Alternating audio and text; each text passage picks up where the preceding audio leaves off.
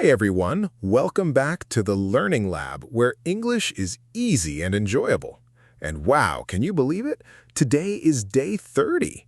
30 days ago, I was not even sure I could talk about this for 30 days. But here we are.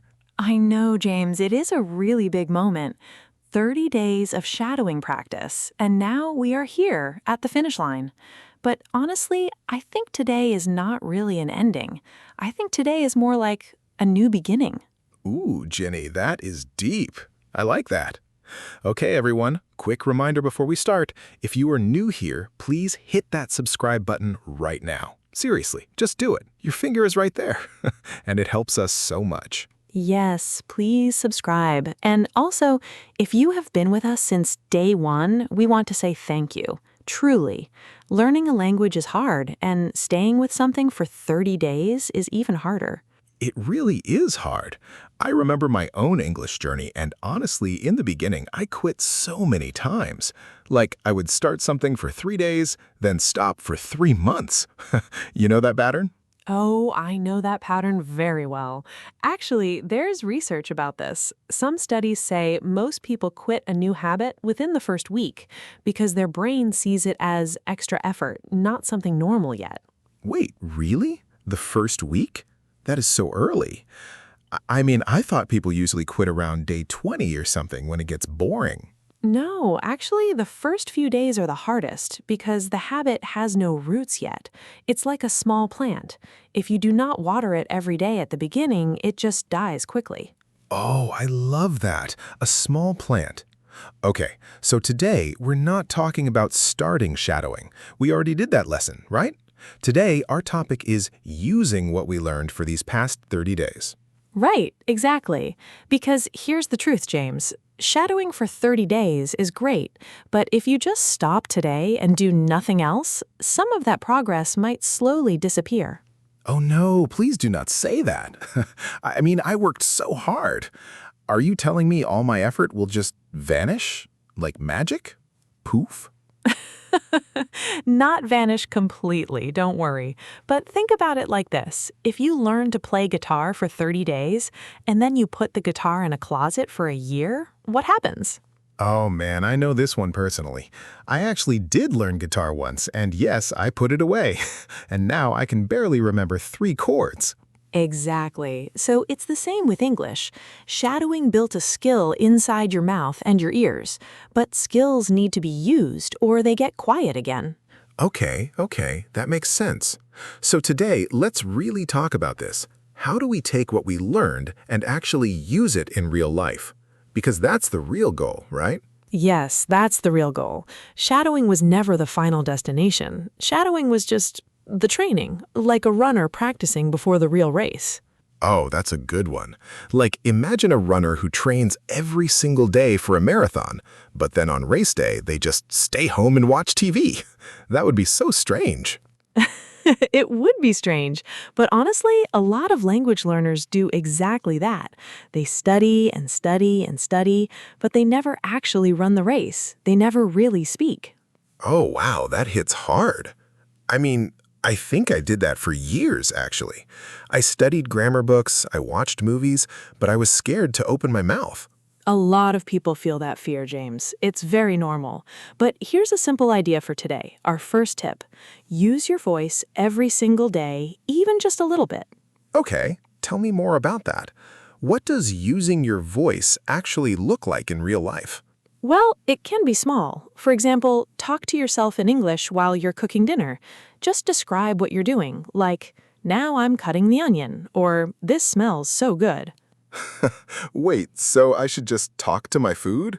Like, hello, potato. Today I will make you into soup. Yes, exactly like that.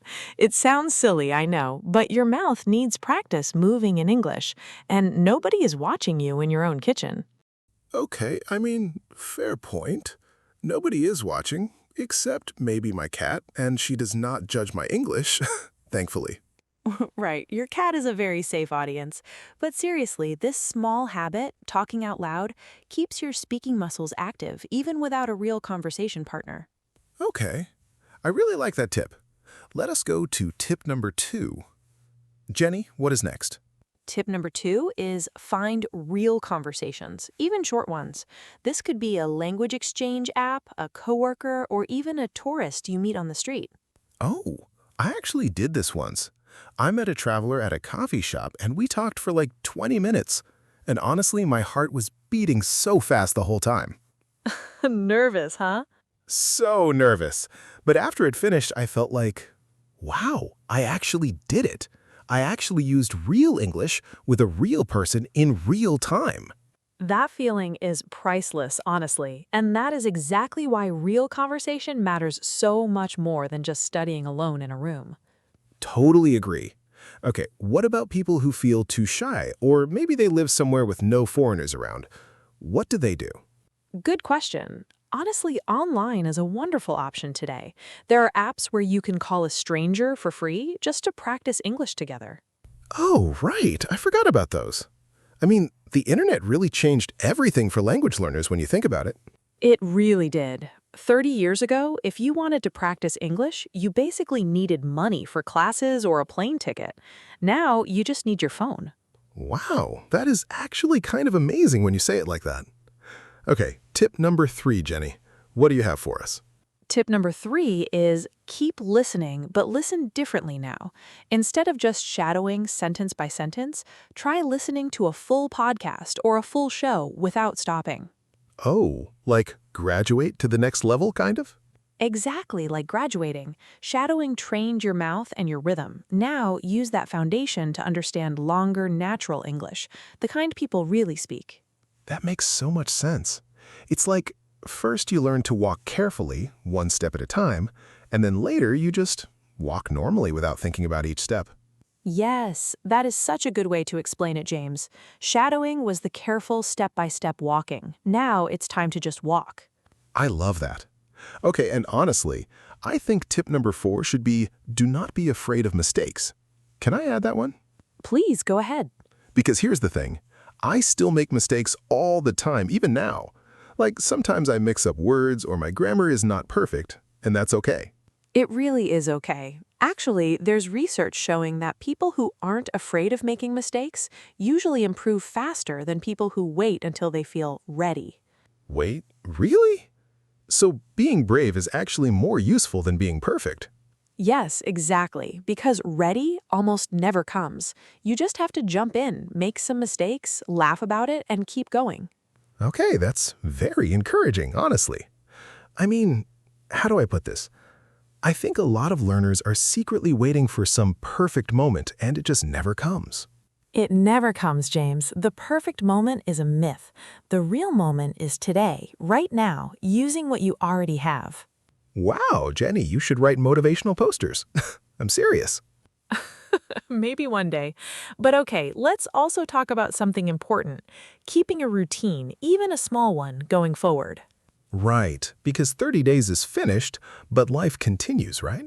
Exactly. So maybe now, instead of shadowing every single day, you could do it 3 times a week and use the other days for real speaking practice. Oh, that sounds very doable. Like mixing the training and the real race together little by little.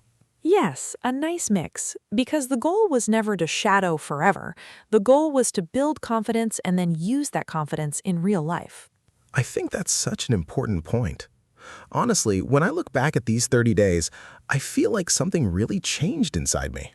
What do you mean by that, James? I mean, at the beginning, English felt like a mountain, this huge, scary thing far away. But now it feels more like a path. Still long, but walkable. That's beautiful, actually, and I think many of our listeners feel the exact same way right now if they stayed with us these 30 days. I really hope so. And hey, if you're listening right now and you finished all 30 days with us, please tell us in the comments. Yes, we want to know. Tell us your favorite moment or maybe the hardest day for you. We're truly curious. And if you haven't started yet, don't worry. Go back to day 1 and start today. There's no wrong time to begin. Exactly, no wrong time. Just remember, the goal is never perfect English. The goal is communication, connection, and confidence. Communication, connection, confidence. I like that. 3 big C's. Jenny, you're just full of good lines today. Thank you. I will take that compliment. Okay, everyone, before we finish, one more time, please subscribe to the Learning Lab so you don't miss our next series, because trust me, we have some exciting new topics coming. Yes, and thank you so much for spending these 30 days with us. It really means a lot, more than you probably know. It really does. So from both of us, congratulations on finishing day 30. You did something hard, and you should feel proud. Very proud. Now go out there, make some mistakes, laugh about it, and keep growing. That's it for today, everyone.